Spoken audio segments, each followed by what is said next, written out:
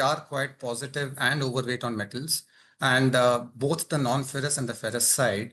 The way to sum up would be like, if you look at especially the non-ferrous side, a lot of these metals used to have surpluses due to which there were higher inventories in the system globally.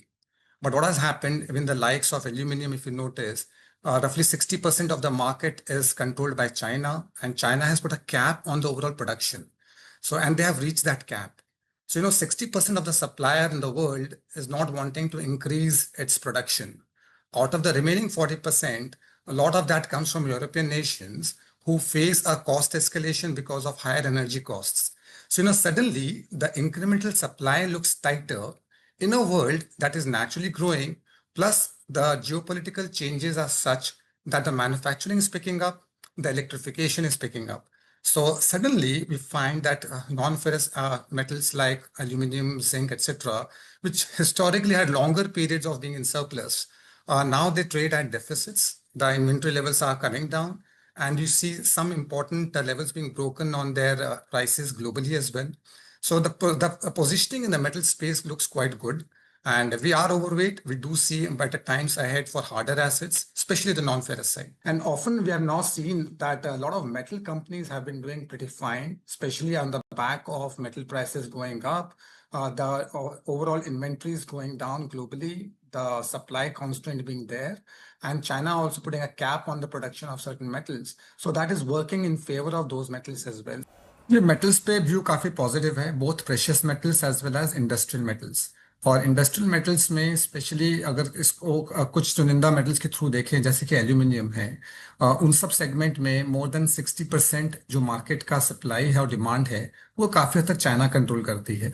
China ने अपने overall production पे limit कर रखा है कि total 45 million ton से ज़्यादा वो प्रोड्यूस नहीं करेंगे, और वो लिमिट हिट हो चुकी है।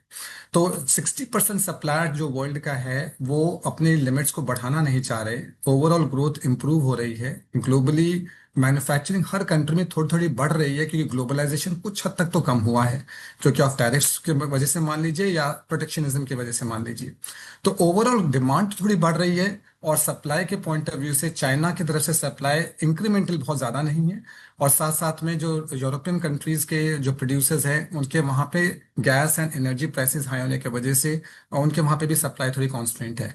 तो काफ़ी अरसे के बाद एल्यूमिनियम, जिंक जैसे मार्केट्स भी जो कि हमेशा सरप्लस में रहते थे, उनमें काफ़ी हद तक इन्वेंट्री ड्रॉडाउन्स देखे गए। ये काफ़ी हद तक स्ट्रक्चरल लगता है। सो मेटल्स में नॉन फेरस मेटल्स पे व्यू ज़्यादा पॉजिटिव है, और with in the precious metals definitely gold and silver तो एक मॉनेटरी डिबेसमेंट के पॉइंट ऑफ व्यू से भी काफ़ी अच्छी हेज है। And the global theme itself is pushing more towards the precious metals as well as the non-ferrous metals. The beneficiaries of these are the prime areas where the path of least resistance is of a higher double-digit growth, and that could actually result into outperformance of these sectors as well. The global plays like the precious metals as well as non-ferrous metals, they are doing very well. Metals पे हमारा view काफी positive है, precious metals पे भी, और industrial metals specially जो non ferrous metals हैं। अगर हम प्रेशियस मेटल्स पर भी आए, गोल्ड एंड सिल्वर, गोल्ड की प्राइमरी वैल्यू और प्राइमरी जो आकर्षण है उसका इसलिए आ रहा है बिकॉज वो एक मॉनेटरी एसेट और एक स्टोर ऑफ वैल्यू है, जहां एक तरफ दुनिया के बड़े कंट्रीज के डेट बढ़ते जा रहे हैं, उनकी यील्ड्स भी अगर हम देखें 10 ईयर यील्ड्स भी सब मल्टी डिकेड हाई पे हैं। फिएट करेंसी के ऊपर एक क्वेश्चन मार्क सा उठने लगता है।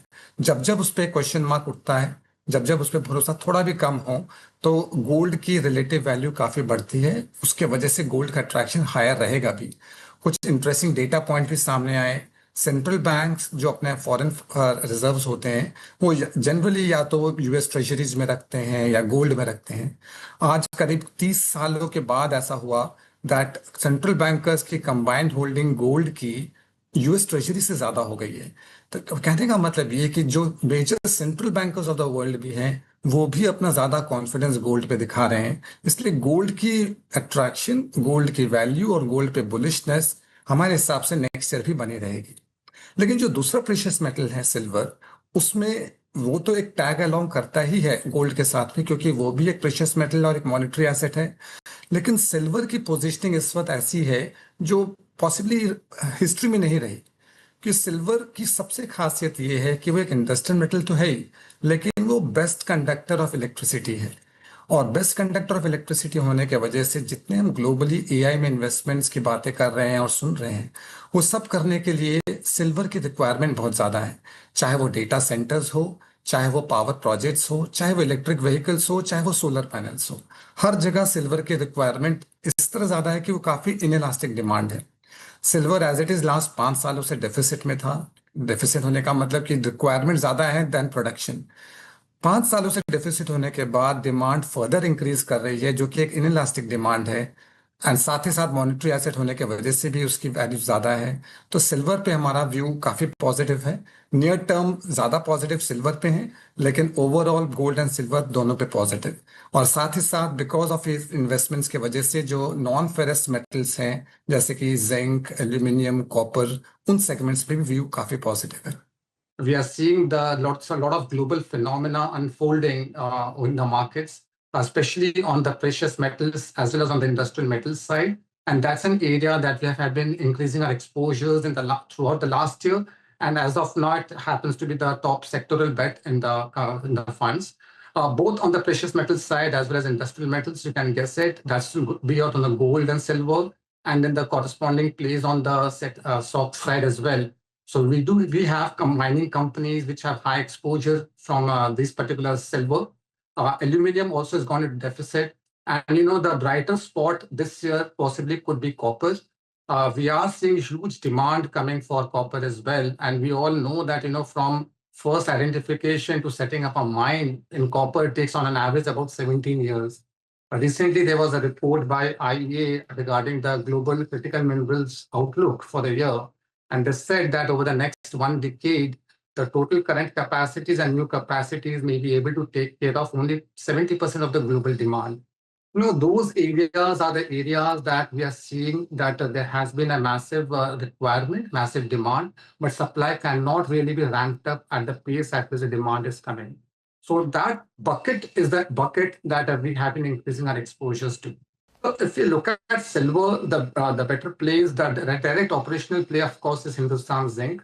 And because Vedanta holds a part of it's a promoter company for Hindustan Zinc, so Vedanta also benefits. But Vedanta's larger contribution comes from aluminum, which itself is in a deficit segment. So the aluminum prices are also showing the same. For copper, we do have Hindustan Copper as a lead miner, but we also have a company like Hindalco, which benefits both from aluminum and copper side. So all these segments are the beneficiaries of silver, copper, zinc, and aluminum. And then you have the gold plays as well, some of the gold lending companies. And there are certain asset management companies as well, which have a higher exposure to the gold, silver ETFs too. Market में themes, जो global theme है, वो बहुत बहुत strong है, जो है precious metals and ferrous metals का, नॉन फेरस मेटल्स का, जो कि नॉन फेरस के अंदर आते हैं आपके कॉपर, जिंक, एल्यूमिनियम वगैरह। तो जो सबसे ब्रॉडर थीम्स है जहां ग्रोथ बहुत स्ट्रक्चरल नजर आ रही है, एक तो ग्लोबल साइड में है जो कि प्रेशियस मेटल्स और नॉन फेरस मेटल्स की तरफ में है। वहां पे स्ट्रक्चरल बूम, स्ट्रक्चरल ग्रोथ है। And most of this metals में जो डिमांड है वो सप्लाई से काफी ज्यादा है, तो जिसके वजह से उनमें operating leverage and financial leverage दोनों देखने को मिल रहा है। कंपनीज के रिजल्ट्स भी बहुत अच्छे आ रहे हैं, तो वो सेक्टर काफी हद तक पॉजिटिव है। सिल्वर ने कुछ 1979 या 1980 में $50 का हाई बनाया था।